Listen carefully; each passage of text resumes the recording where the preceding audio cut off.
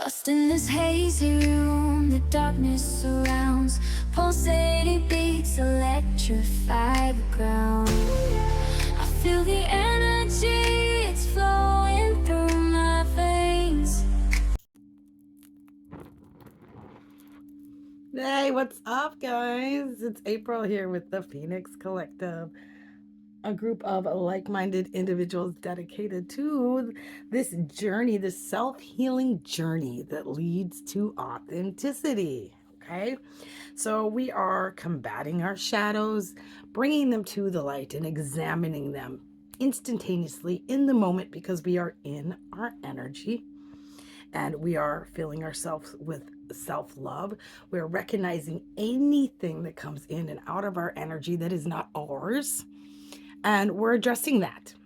Okay, so I woke up this morning and kind of did my self-care routine, um, drinking this kachava now, which is a plant-based kind of energy drink. It's not really an energy drink, it's a meal replacement, but it's just packed full of all the like beneficial things that you need in life to keep you feeling good. I mean, it's good for your hair and your skin and your weight.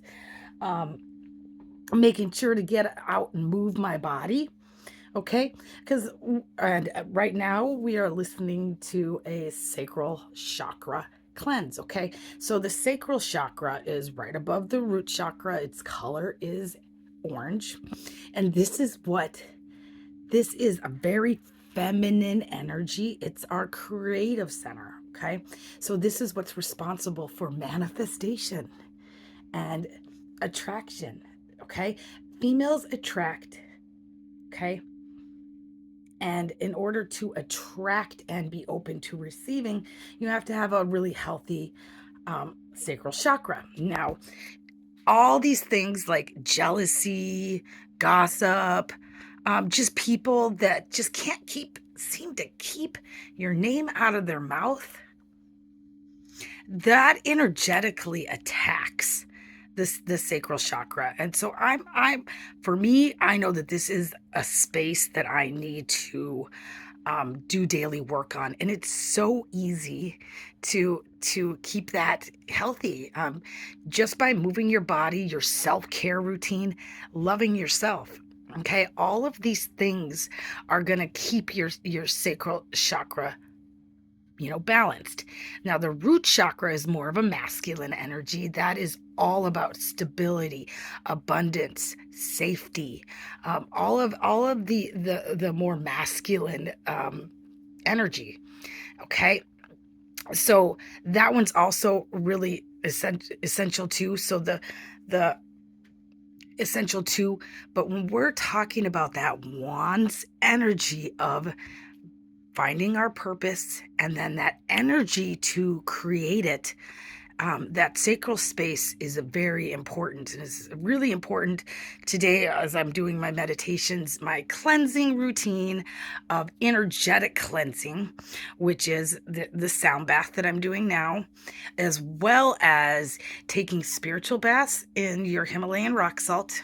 Okay, and lighting your sage or your Palo Santo and activating your prana. All right, and really closing your eyes, connecting with Archangel Michael, to having him use that sword energy. We all have a sword. We all have a divine sword that can be used to disconnect us from cords or negativity. And after you've cut those cords,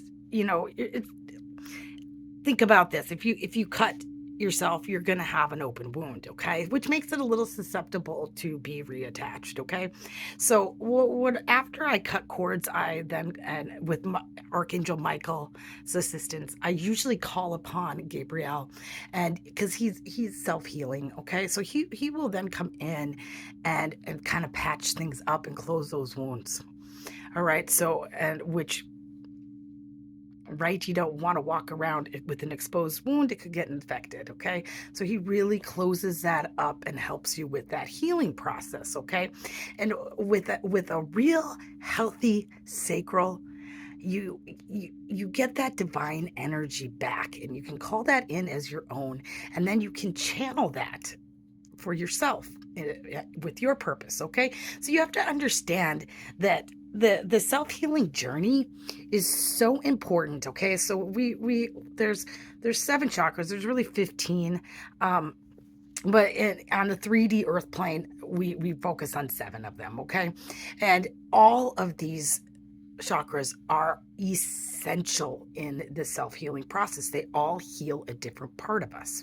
All right, so maintaining and clearing and balancing your chakras can be a simple 15 minutes of your daily practice that will then as you become more, more healthy and in your authenticity, that's when the divine will give you that spiritual inheritance, that inheritance to create whatever it is you want, because you're not siphoning that off to other people. So it's super essential that if you want to act within your purpose and in any way get any kind of profit from it, okay? Now, light workers, we're meant to have a struggle, okay? Those struggles and those towers are divinely guided, as like the dark night of the soul is that real complete, like, loss of everything, right? We with each hurdle we overcome, we heal a different part of ourselves as we phoenix out of that energy, right? Self understanding and self healing is essential each time.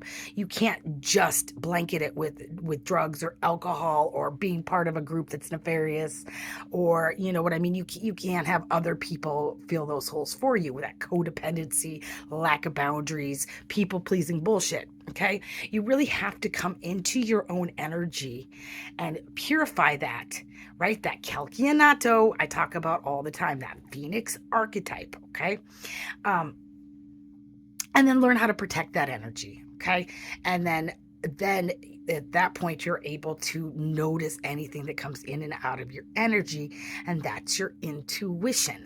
That's what psychically attaches you to spirit, which is in your crown chakra, then your 8th and 9th chakra, which then it becomes direct channels to spirit, right? And those to receive the downloads and the communication. All right, so you do see that this is a process, and this is that spiritual simulation that I talk about all the time, that we are in a spiritual simulation, but the only thing that is required of you is to take that self-healing journey to find meaning, heal yourself, and activate your divine purpose, right? And then realize, with that ability to ascend, understanding that we're all connected as one, right?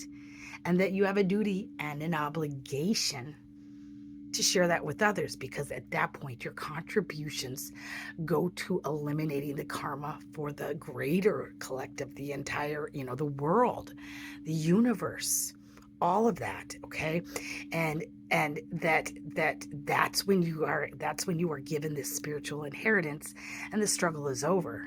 All right, then you're meant to be comfortable and not have any strife. You're in a higher vibration, so you really kind of lose that kind of a you lose any resistance to creating the life of your dreams, and the people on the lower frequency, they can't even touch you. All right, so anybody that's acting out of this purpose, right, that's really the it's a spiritual warfare. Those people are just conduits for spiritual attack, for negative entities to get in and then attack you. So they need a spiritual cleanse. Really, we're just fighting demons here, guys. And that's why it's so easy to lend that forgiveness and understanding to your fellow man, because you realize that their vibration is so low that they are being spiritually attacked and weaponized, against you. They are in a bondage, towards devilish energies, and but by you healing yourself, you show them that it's possible. Okay, that all of this is possible. And as you touch their crown and shine your mirrors, and speak your truth fully in your purpose without fear. Okay, I'm telling you, got to abolish fear as well. Okay, because once you realize that fear is also a weapon against us, right, that's what allows us to own energy. Okay, if I am fearful of black magic or spiritual attacks, if I'm fearful of it, then I'm owning that energy and it can attack me, right, because I believe in its existence to harm me. All right, but I don't, because my vibration is high, and my intention is set, right, with self-love, lifting my vibration. Nothing can touch me.